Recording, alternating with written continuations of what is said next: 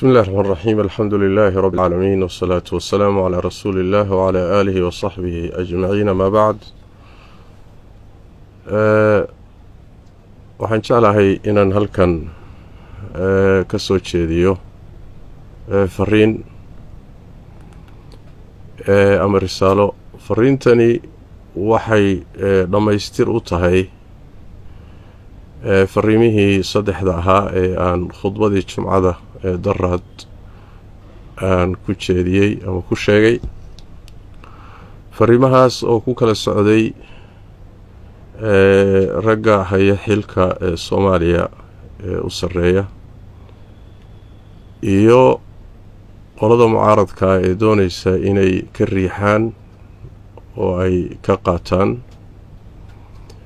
iyo shacabka dalka iska leh fariimo saddexa oo saddexda dhinac ku kala socda ayaan khudbadii jumcada kaga hadlay daraad waxaan doonayaa markaa inaan dhamaystiro oo qayb ka dhimanayd aan ku daro oo ah fariin ku socota labada mas'uul midna uu mas'uulka ka yahay dowlad goboleedka Puntland Saciidani iyo kan labaad oo mas'uulka ah Jubbaland oo Axmed Madoobe ama Axmed Sheekh Maxamed ujeedaduna waxa weeye waa dhamaystir intaanan sagelin fariimaha aan doonayo inaan u diro labada mas'uul waxaan jeclahay inaan baraarujiyo saddex qodob qodobka hore waxa weeye khudbadii saddexda fariimood xambaarsaneed ee wada socda waxaa dhacday in la googooyay qolyo kala taageersan jihooyinkii aan u diray fariimaha ama saxaafada ha noqoto ama dad kale ha noqdeen waxaa dhacday khudbadii inta la jarjaro qolo walba qaybta iyada ka khusaysa intay gooyaan inay markaasi ay jihada kale u isticmaalaan arrintaasina waa arrin khalad ah kulli cidda u bareedhay way u bareedhay laakiin dadweynuhu inay ogaadaan hadalku inuu wada socday oo muxuu ahaayey isdhamaystirayay haddii la googooyana macnihii loogu talagalay macno aan ahayn baa ka soo baxaya oo si khaldan baa loo isticmaalayaa arrintaasina baraarujin bay runtii mudan tahay midda labaad jeclahay wax weeye iyadana inaan baraarujiyo dad badan oo wadaadada qaar ka mid ah oo waxoogaa fahamkoodu aan isleeyahay waa gaaban yahay ayaa waxay leeyihiin waddan iyo dowlad ka dhisan oo asal ahaanba aan shareecada islaamku dastuur u ahayn oo kitaabkii iyo sunnadii uusan qaanuun u ahayn maxaad isku hagaajinteeda iyo nadaaminteeda maxaad muxuu ahaay uga hadlaysaan oo asalkiiba hadduu maqan yahay ayadana waxaan leeyahay shareecadu waxay qabtaa laba qodob oo isa saaran ama laba arrimood oo isa saaran midda koowaad waxa weeye in diinta qaybaheeda kala duwan dadweynaha iyo dowladda ay dhaqan ka dhigtaan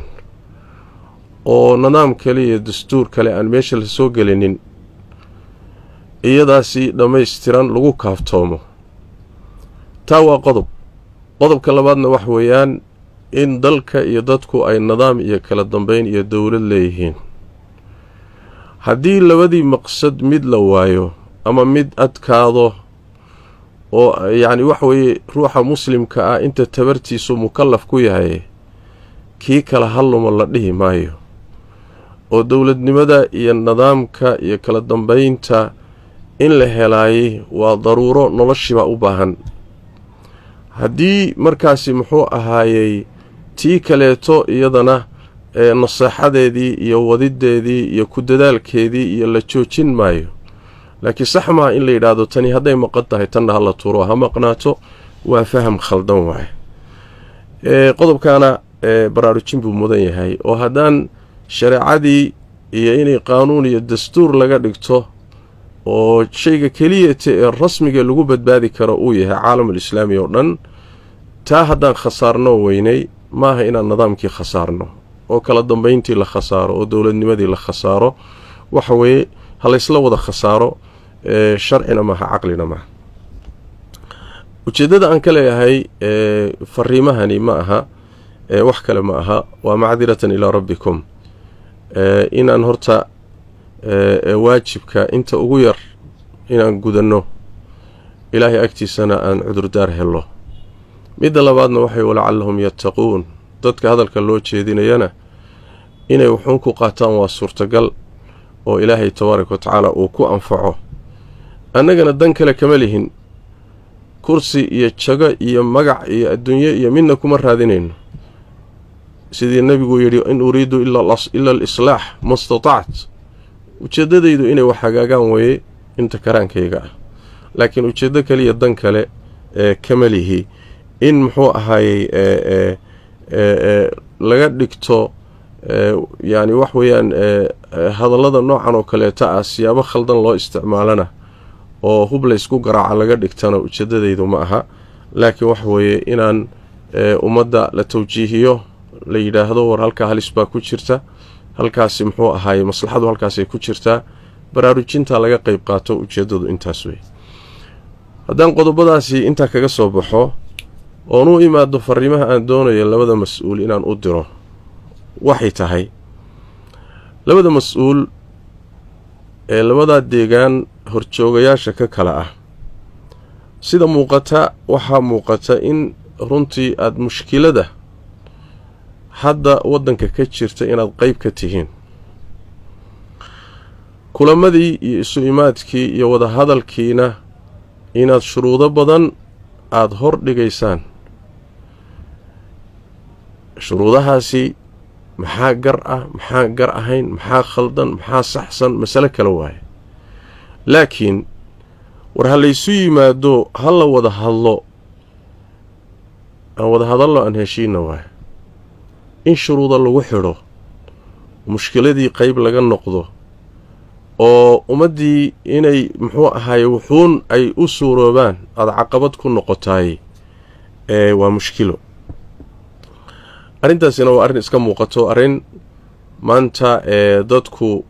nin walba muxuu ahaye intay u joogtaba waxbuu kala socdaa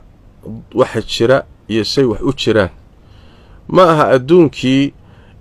idaacadda dowladda iyo telefishinka dowladda iyo wixii uun madaxdu tidhaahda inta la dhagaysto dadka qaabkaasi lagu socon jiray ma aha yacni waxa weeye wax walbaa furmay sidaas daraaddeed nin walba intay u joogtaba shaki wuxuusan ku jirin labadiinna mas-uul in waayahan dambe sida aada u dhaqmaysaan aada qayb ka tihiin mushkilada dalka haysata waxaa isweydiin la marka sababta kalifaysa maxay tahay dad badani waxay qabaan allahu aclam laakiin dad badani waxay qabaan in ay ujeeddada kalifaysaay ay tahay in aad dowlado aada xidhiidh la leedihiin tala wadaag la leedihiin oo qaabkan aada u tasarufaysaan iyo ummaddan aada lugaha haysaan ama aada shafka kaga fadhidaan inay muxuu ahay isu timaado heshiis gaadho oo wax laysla meel dhigo oo aada caqabadaha iyo shuruudaha faraha badan ku xidhaysaan arrintaasi inay ajendo shisheeyo tahay tuhmadaa waa la qabaa dad badanna waa rumaysan yihiin haddayse jirto anigu waxaan leeyahay hadday jirto waxaan leeyahay waa khayaano marka koowaadii waxa weeye waa khayaano mas-uuliyadeed waa khayaano ummadeed khayaano qaran baa la yidhaahdaa ka horna waa khayaano ilaahay la khayaamay waaye dalkaagii iyo deegaankaagii iyo ummaddaadii iyo diinteedii iyo inaad dalal kale oo waddanka dana kale oon maslaxadiisa ka shaqaynaynin inaad tala wadaag kala yeelato qaabkaad u tasarufaysana ayaga ku raalligelisaaye hadday arrintaasi jirto xantu waa sidaas laakiin hadday jirtaay arrin idinku habboon maaha arrin saxsanna maaha qodobka labaadi waxa weeye haddii sababta kalifaysa ay tahay in xisaabtan qabiil maadaama aad isku jifo tihiin ay tahay muxuu ahaye xisaabtan ku dar iyo ka go iyo innaga maxaadan inoogu jirta iyo waxbaa inagaga maqan hadday xisaabtanku nooca yahayna oo jifo xisaabtankeed aad markaasi u samaynaysaan waxyaalaha muuqdana markaasi waxa weeye waxay mudan tahay inaad dib u xusuusataan muxaasasada qabaliga ah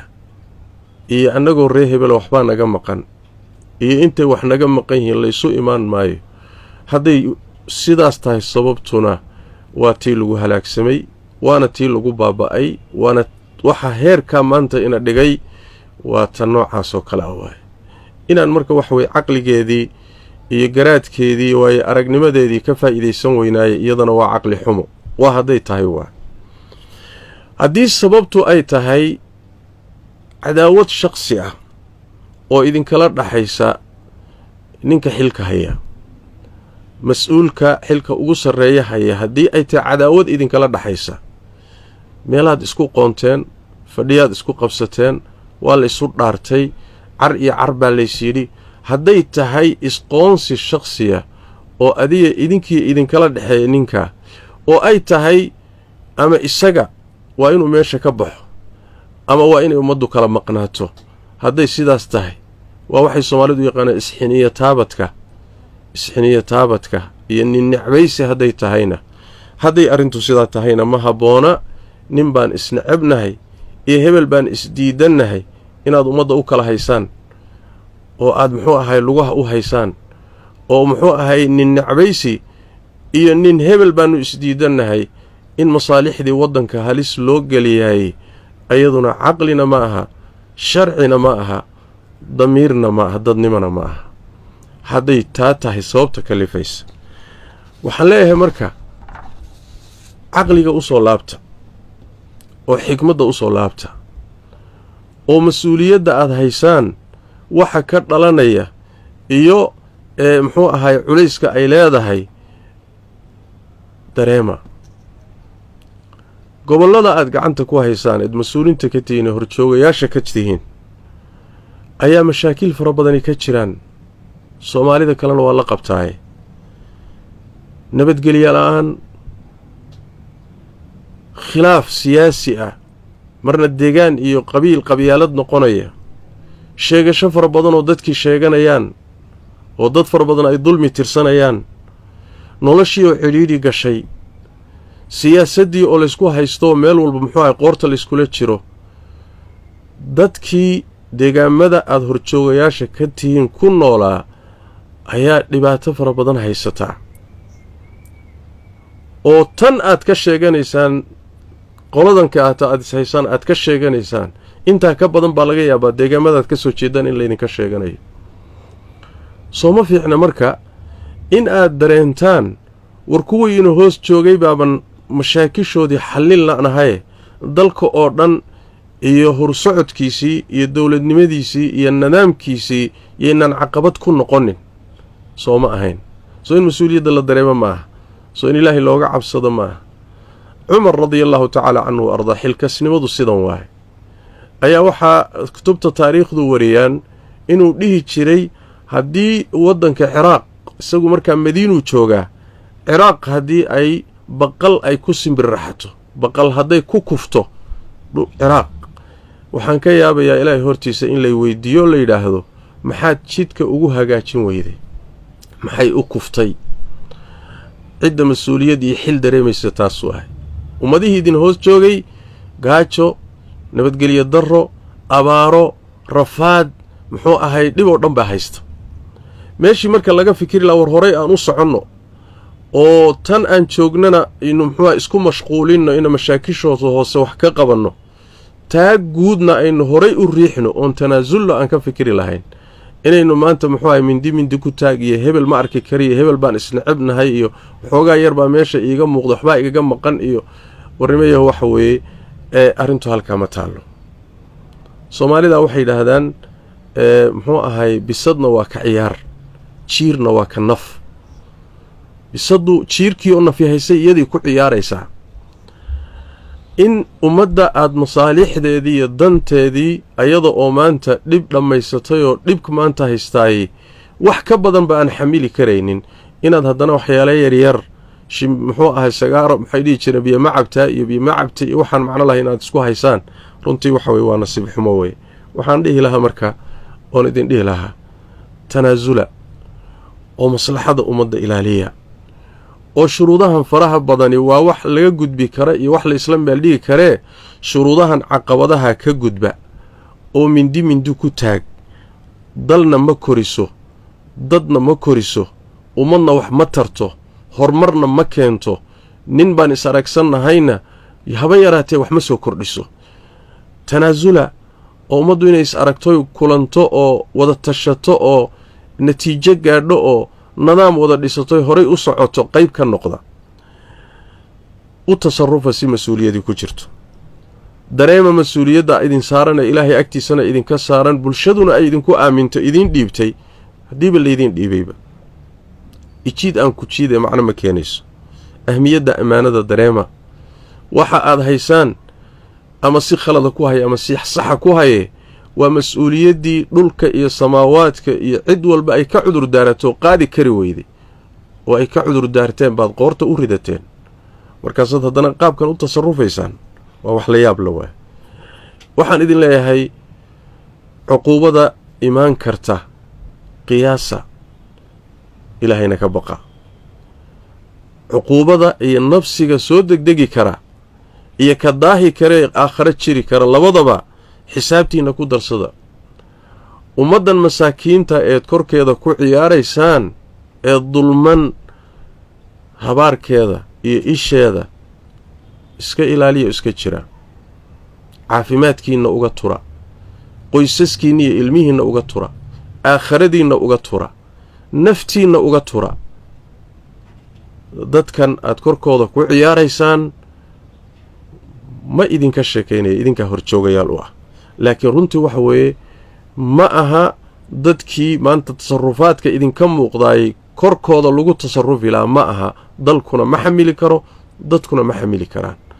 ilaahay ka baqa taariikh xun ha ka tegina magac xun ha ka tegina ilaahay agtiisana xumaan iyo cuquubo soo degdegtiya mid dambe ha kasbannina u soo noqda ummadda iyo maslaxadeeda u soo laabta waxaan idin xusuusinayaa oo mudan runtii in laydin xusuusiyo in badan oo ragga xilalka haya ka mid ah ama dowlad goboleedyada xil ha ka hayeen ama dowladda dhexe xil ha ka hayeen in badanoo ka mid ah diinta aqoonteeda waad ku dhantaan maxaa yeelay labadiinna mid walba waxaan ka warhayaa inuu wixii la dhihi jiray saxwadii islaamiga ahaa uu qayb ka ahaa oo wadaadnimo laydinku tuhmo ama laydinku sheego oo aad diinta wuxuun ka taqaanaan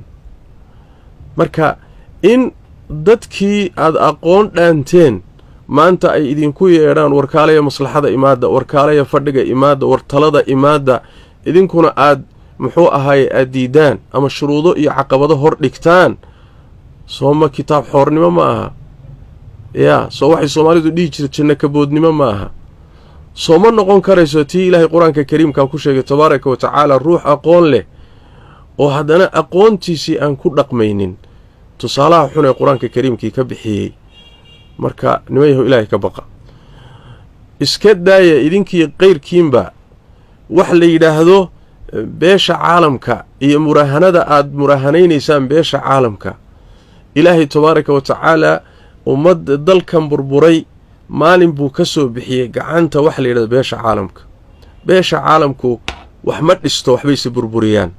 waa intaasoo dowladoodoo dana kale leh maanta haddii la yidhaahdo muxuu ahay taladii halkaasay taallaaye ha loo celiyana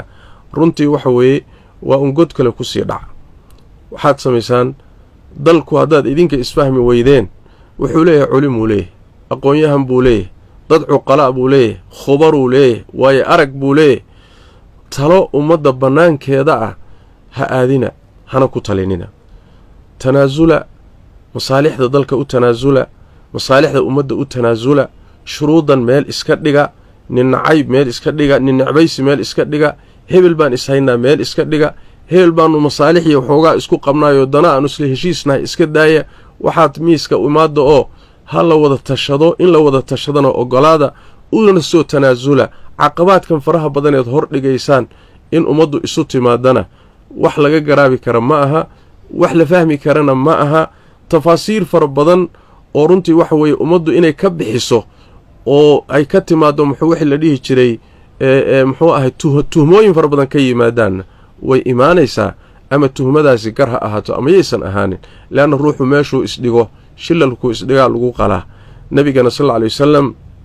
mawaadinu tuhamka in laga fogaadayo nebigu waa ku teliyey sal alla alay wasalam maslaxada caamka walaalayaal hormariya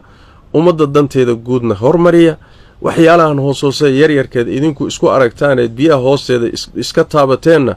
waxyaalahaasi ka gudba oo si mas-uuliyad iyo odaynimo iyo akhyaarnimo ku jirto oo aad ummadda mas-uuliyaddeeda ka danqanaysaan iyo maslaxadeeda guud u tasarufa tawfiiqdana allah idin wada waafajiyo allahna ina wada waafajiyo kelimaadkaasi idinkana waa idin leeyahay ummadda in kasta oo danaynaysa masaalixdeeda guudna waa u jeedinayaa waxaan ugu dambaysiinayaa ummadda soomaaliyeed aqoon-yahankeeda waayo araggeeda odayaasheeda culimadeeda inta maslaxada dalka iyo dadka ka danqanaysa waxaan rabaa inaan idhaahdo kelimada aan muxuu ahay fariintii hore ku gudbiyey unbaan sii xoojinayaa laakiin waxaan ku darayaa dalka nin siyaasad raba iyo nin siyaasad ku fadhiya iyo nin siyaasad doonaya keliya dalka ma laha dalka waxaa iska leh dadweynaha iska leh shacabkaa iska leh ummaddaa iska leh dalka in la badbaadsado oo loo sacyiyo oo laysu kaashado oo loo ordo sidii mushkilada looga gudbi lahaa oo maslaxo loo dhalin lahaa oo dadka laysugu keeni lahaa oo wixii shar iyo fidnaa looga hortegi lahaa xilkaasi waa xil ina saaran weeye in marka waxa weeye arrintaa iyada laga howlgalo oo aynan dhicin inayn arrintu sii fogaato oo ay meeshay joogto ka sii durugto dadaalkeeda insha allahu tacaala ha la galo ilaahayna tabaaraka wa tacaala tawfiiqda hayna waafajiyo wixii dhib iyo mafsado iyo muxuu ahay sharcana ilaahay tabaaraka wa tacaala ummaddan ha ka qabto wixii maslaxadeeda iyo danteeda iyo midnimadeeda iyo aakhiradeeda iyo adduunkeeda u adeegayana ilaahay tabaaraka wa tacaala ha u fududeeyo allana tabaaraka wa tacaala xilkeeda iyo mas-uuliyaddeeda in khayr qaba oo ilaahay yaqaana oo ummadda diinteeda iyo dalkeeda ka danqanaya ilaahay ha ugu dhiibo ilaahay tabaaraka wa tacaala inta sharka la rabta ee xumaanta ka shaqaynaysana ilaahay tabaaraka wa tacaala ha soo hanuuniyo hadduusan hanuun la damcinna ilaahay tabaaraka wa tacaala ummadda ha ka qabto hada billahi tawfiiq وصلى اللهم وسلم وبارك على نبينا محمد وعلى اله وصحبه وسلم